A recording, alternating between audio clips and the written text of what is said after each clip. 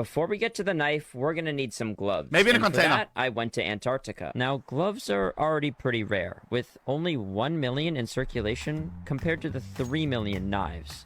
And something that I found interesting is that sport gloves exist the most while also being the most expensive. While Bloodhound gloves are some of the cheapest and only 27,000 of them exist. Wow. But that's still a lot. So then, what are the rarest gloves?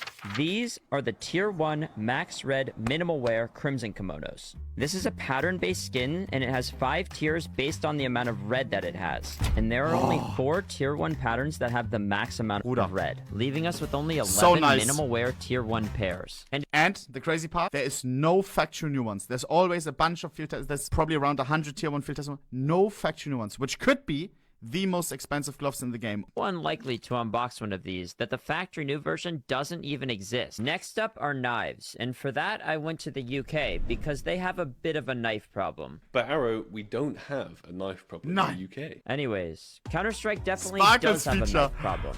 We've unboxed 3 million knives, which is 1.2 billion cases, most of which are butterfly knives, due to being in so many different cases and also having one all to themselves. And the rarest finish is the Black Pearl, with only 217 of them. But why is that? Well, if you were to unbox a butterfly knife Doppler, there's a 10% chance for it to be a gem and a 1% chance for it to be a Black Pearl. On top of that is a 10% chance for it to be StatTrak, and then a 1 in 26 chance for it to be minimal wear. Which means this exact knife that you're looking at had a 1 in 300 million chance of being unboxed. And with that, we're just getting started. If we use these exact same calculations on the factory new Karambit case hardened pattern 387, we find that it's a 1 in 825 million chance to be unboxed. Now, obviously, that's the same odds as every other factory new case hardened, but this is the holy grail of blue gems. And there's only one strange M249 Gator Mesh. Except this one is a souvenir, and we have no idea where it came from. It's the one and only souvenir without an item description. Every other souvenir has this text explaining what event it came from, but